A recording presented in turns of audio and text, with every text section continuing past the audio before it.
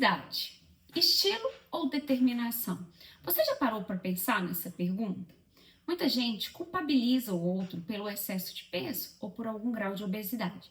Mas afinal, é de fato estilo ou há um determinismo social também, trazendo para a população brasileira esse ganho de peso? Hoje vamos refletir sobre essa questão.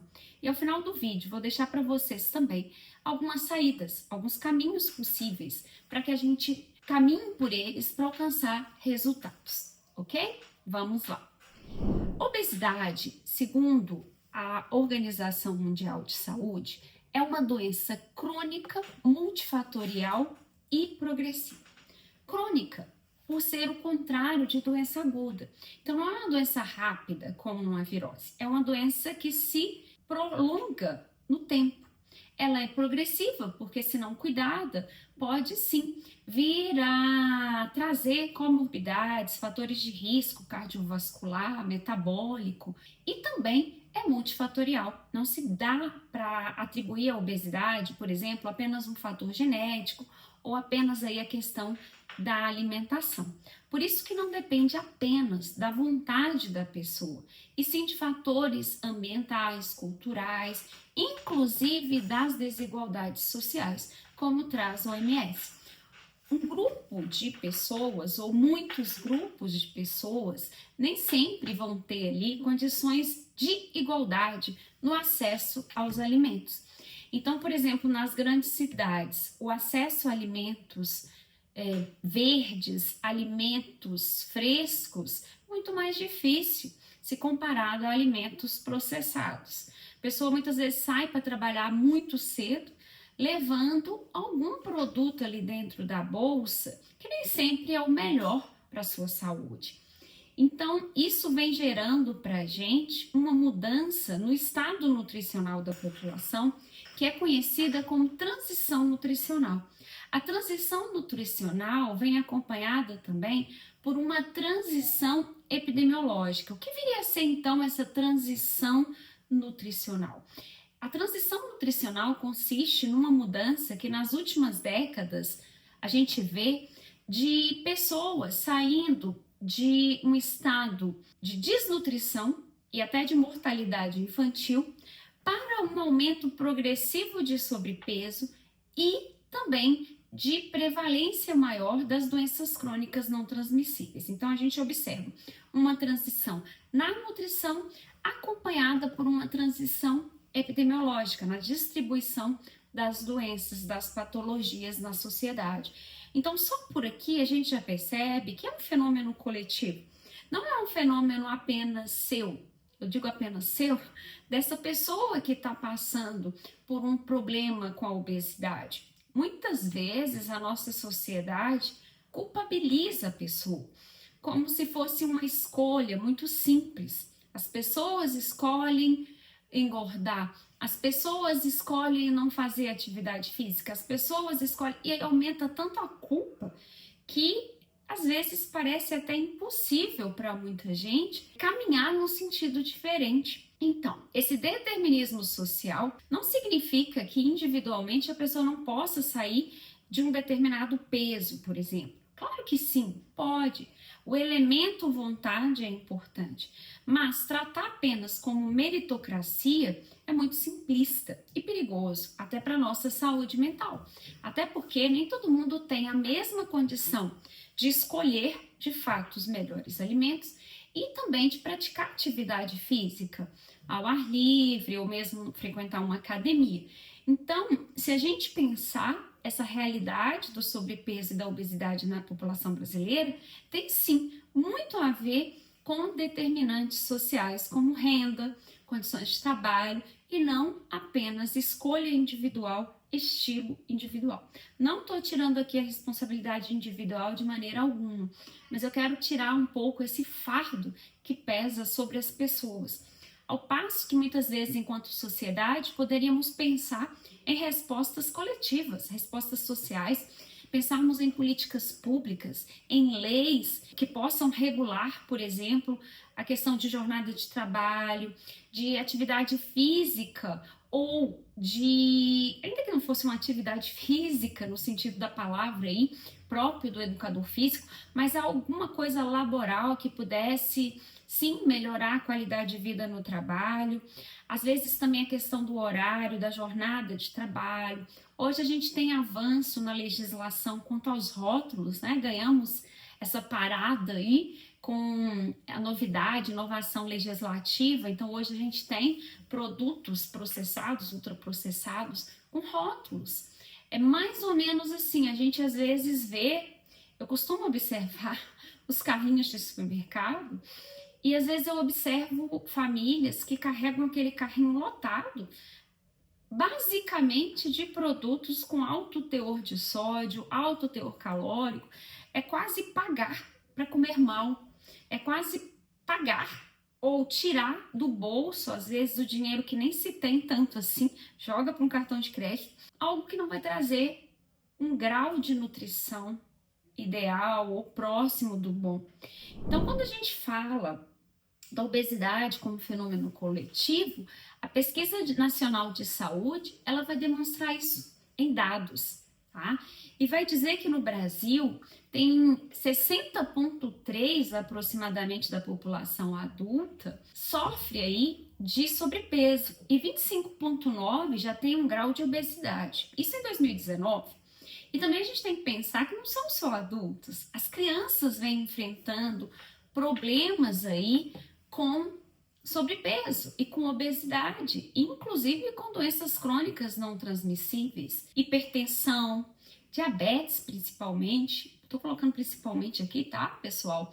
É claro que os pediatras, né, outros profissionais aí vão poder falar melhor que eu, mas a gente tem visto sim diabetes tipo 2 na infância. E não é um diabetes tipo 1, insulino dependente, né, uma terminologia mais antiga, mas a gente tem visto aquele diabetes que costumava afetar apenas adultos, afetando também crianças, cada vez mais uma idade precoce. Então a gente vê sim um consumo desenfreado de alimentos ricos aí em carboidratos, muitas vezes carboidratos vazios, carboidratos que não agrega tanto ao organismo, e sim, por outro lado, uma redução no consumo de alimentos in natura, que inclusive atualmente está bem caro. Então, essa elevação no preço também reduz o acesso da população em geral. Quando a gente pensa, por exemplo, próprio feijão, as hortaliças, as frutas, o que há de melhor aqui no Brasil, nós produzimos muitos alimentos. Na verdade, o Brasil não sofre em produção de alimento, pelo contrário, a gente produz muito. Agora, o acesso a esses alimentos é desigual. Então, nós temos, muitas vezes, o alimento não disponível igualmente. A gente vê condições de trabalho também muito desigual, muito tempo que a gente gasta no trânsito e aumenta o estresse, e aí você às vezes quer colocar para você um certo presente ali, e na verdade é um consumo de algo que não traz nenhum benefício. Enfim, isso vai trazer para a gente a obesidade enquanto doença. A obesidade que já foi definida pela Organização Mundial da Saúde como essa doença caracterizada pelo excesso de gordura corporal. Então, é uma gordura corporal acima do que se deveria ter. E muitas vezes tem-se uma massa muscular também reduzida, então também tem a ver com a distribuição dessa gordura. Uma gordura visceral vai ser ainda pior, vai prejudicar ainda mais a saúde da pessoa. Então, é uma doença crônica, é uma doença progressiva, é uma doença multifatorial. Lembrando que crônica aqui não diz respeito apenas à gravidade, e sim ao percurso, a tempo, né? O contrário aí de doença aguda. Então, esse enfrentamento que a gente vê a obesidade com dietas malucas, né? Vamos perder não sei quantos quilos em poucos dias, não é realista. Não é o que a gente quer, não é o que a gente vê como saída, até porque a gente está falando de algo que costuma ser, aliás, sempre é, né, progressivo. Então, se a evolução é lenta, se há uma progressividade, se de repente as comorbidades, as doenças ali, os fatores de risco cardiovascular, metabólico tendem a piorar, por que pensar em resolver de um dia para o outro? Claro, buscar o profissional é excelente, busque amanhã, mas pensar que você precisará de um tempo também para rever os seus hábitos, porque senão a gente volta para aquela ideia de apenas estilo e culpa.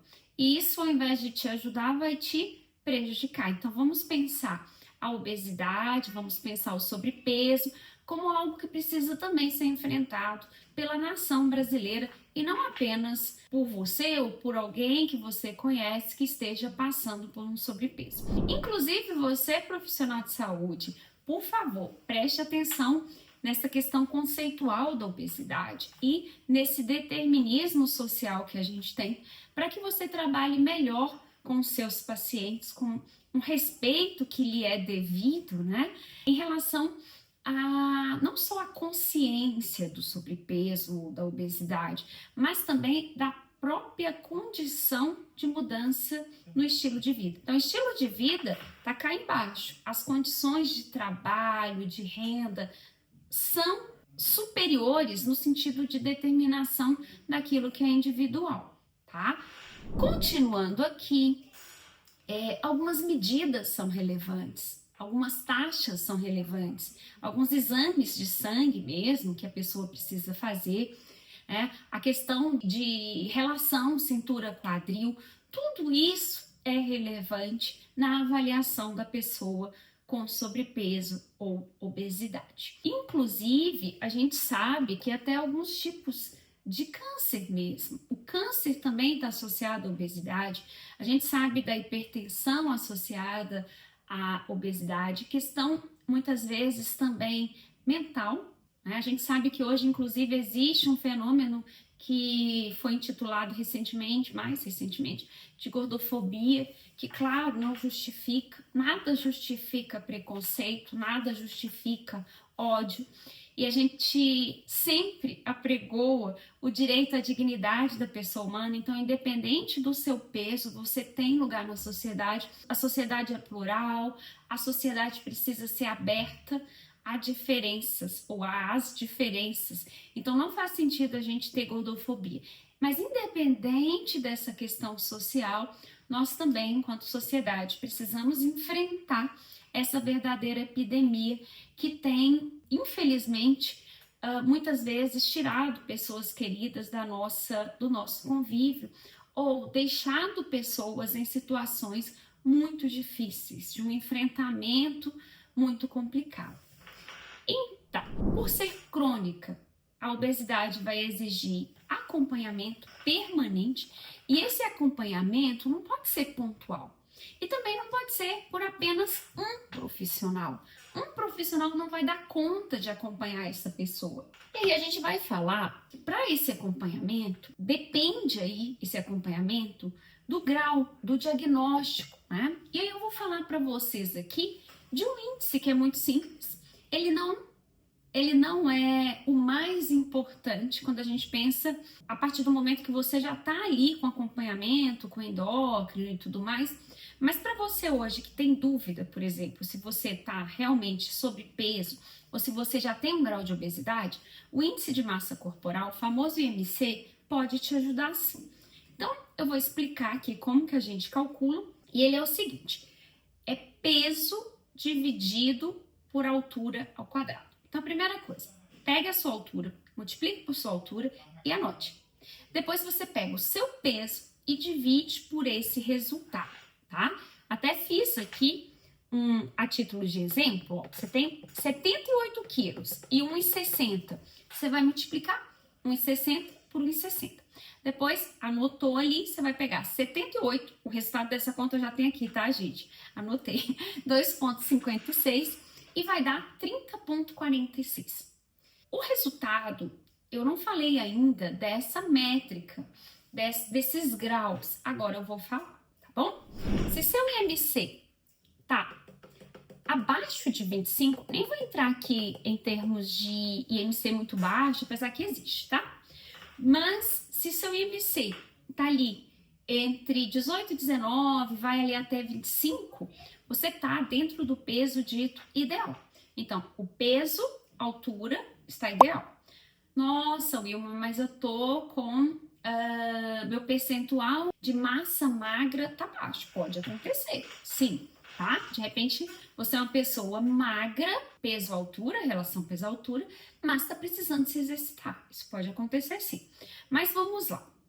Colocando isso um pouco aí de lado, não que deva se fazer isso, mas só em termos de didática aqui pra gente. Então, se você tem um sobrepeso, deu acima de 25 e deu até 29,9, 25 a 29,9, você tá com sobrepeso. Esse resultado que a gente obteve logo agora com a nossa conta deu 30 e alguma coisa, grau 1 de obesidade, que vai entre 30 e 34,9. Se o resultado deu acima de 35 acima, grau 2 de obesidade. Tá até 39,9, grau 2.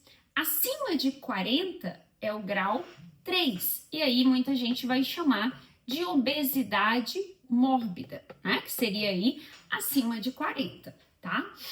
Cada grau desse intensifica o risco, aumenta o risco, tanto cardiovascular quanto questões aí, complicações metabólicas, tá bom? Então, quanto maior o nível, o risco também aumenta. Eu já ouvi de pessoas aí, inclusive, aumentando a obesidade de propósito para conseguir uma bariátrica pelo plano de saúde. Cuidado com isso, tá? Eu vou falar logo mais, mas cuidado com essa prática. Não queira aí aumentar o seu peso para conseguir um tratamento. Tem outras formas aí que você pode conseguir. Então, tratamento. Qual que é o tratamento para obesidade? Primeira coisa, por tudo que a gente disse aqui, você já entendeu que também tem uma determinação social aí, e é interessante, é necessário, inclusive se algum político aí, legislador tiver com a gente, ou do executivo também, lembre-se, políticas públicas, precisamos enfrentar a obesidade com políticas públicas de renda, de trabalho, de lazer, de atividade física, com macropolíticas, com micropolíticas. Mas, para além disso, nós precisamos sim pensar também em pequenos grupos, por exemplo, na atenção primária. Eu conheço grupos maravilhosos, né, com profissional da educação física, que são muito bons, né, gente? Eles sabem trabalhar como ninguém ali, com os pequenos grupos, com a academia da cidade, afins. Isso é muito bom, se movimentar. Mas, para além disso, pensar que necessariamente uma pessoa com obesidade vai requerer um tratamento multidisciplinar ou multiprofissional e interdisciplinar, que vai envolver médico, nutricionista, psicólogo, enfermeiro, tá? Claro, educador físico, fisioterapeuta. Pensar na reeducação alimentar, sim. Na atividade física regular também. Muitas vezes terapia comportamental vai ser imprescindível, né? Uso de medicamentos. E, claro, alguns casos mais graves, também uma cirurgia, uma bariátrica. E depois dessa bariátrica, também algumas outras que não serão consideradas estéticas e sim reparadoras. Isso tudo como um conjunto, né? Hoje temos aí as famosas canetas, né? Medicamentos que de início eram indicados para diabetes e que hoje temos alguns já específicos para redução de peso. Tudo isso, claro, é incrível, é uma revolução no tratamento da obesidade.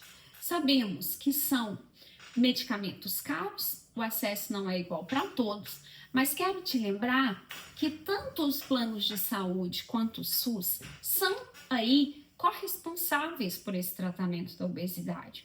Então, você sim tem direito a esse tratamento, se esse for o seu caso. Tá? Então, obesidade grau 2, obesidade grau 3, precisa desse tratamento mais caro, sim, mais efetivo, sim, claro, com todo o outro suporte do tratamento mais tradicional também, envolvendo multiprofissionais aí. Algo que tem sido questionado, inclusive em relação a esse tratamento mais moderno, entre aspas, né, e mais caro, realmente a questão do acesso. Então, lembrar que os planos de saúde têm sim a obrigação de custear, o SUS também tem custeado. Quando eu falo tem obrigação, pessoal, claro que isso não é pacífico no sentido de todo mundo aceitar bem, mas muitas vezes vai ser a melhor saída, até porque o tratamento da obesidade de outras formas também é um tratamento muito caro, que vai exigir mais tempo para esse tratamento, e muitas vezes maior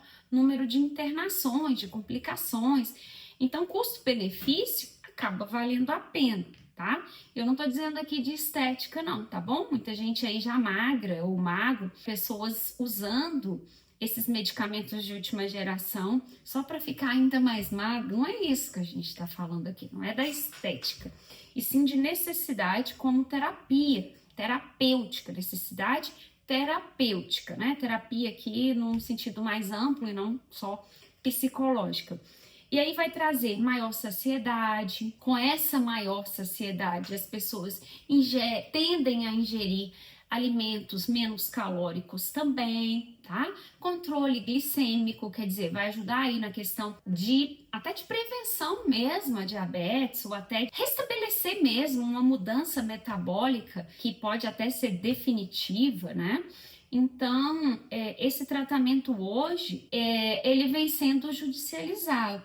Mas a primeira etapa é que você tente de forma administrativa, tanto no SUS quanto no seu plano de saúde. E aí, se não conseguir, aí sim, procurar um advogado ou um defensor público, se for o caso, né? Se caso você seja uma pessoa hipossuficiente em relação à renda, não tem problema, temos defensores públicos para isso. E lembrar que desde que o medicamento, a cirurgia, se for o caso, apresente eficácia, desde que haja aí evidências científicas, tá? Claro, não seja nenhum teste, medicamentos que estejam em fase de teste, na verdade nem medicamento né? No sentido de fármaco ou de droga, né? É muito mais uma droga. Em fase de teste, não vai ser contemplada, tá? Nem judicialmente, porque isso já é pacificado aí na jurisprudência, né, do STF. Agora, se for algo que de fato está no rol da ANS, ou que não esteja no rol da ANS, da Agência Nacional de Saúde, mas tem uma eficácia comprovada internacionalmente, aí tem os critérios, que eu não vou entrar nessa nosso bate-papo de hoje, que senão vai ficar muito longo o nosso vídeo, mas para te dizer que tem crescido a judicialização e, de fato, cada vez mais pessoas com obesidade têm alcançado bons resultados, tá? Uma outra questão que eu queria também te falar, caso você esteja enfrentando esse problema, é para que você busque apoio, grupos homogêneos, pessoas que passam pelo mesmo problema que você. Proteger a vida quando se tem um apoio é muito mais fácil, é muito melhor para a gente sair do lugar do que caminhar só sozinho e acreditar que é sim um problema só de culpa ou um problema de responsabilidade apenas individual. Então lembre-se sempre, a obesidade deve ser compreendida não como uma falha sua, não como uma falha individual, mas como uma doença crônica complexa, que exige acompanhamento permanente, tratamentos modernos, contemporâneos, políticas públicas também, tá? Para que todos tenham um acesso equânime, equitativo. Então, o desafio é garantir que os avanços da ciência possam chegar a todos, que afinal de contas, nosso SUS, ele é universal. Hoje, então, a nossa mensagem foi essa.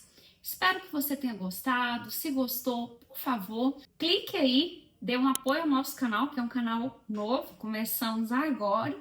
Caso tenha gostado também, compartilhe com amigos, com pessoas conhecidas. Muito obrigada e até a próxima.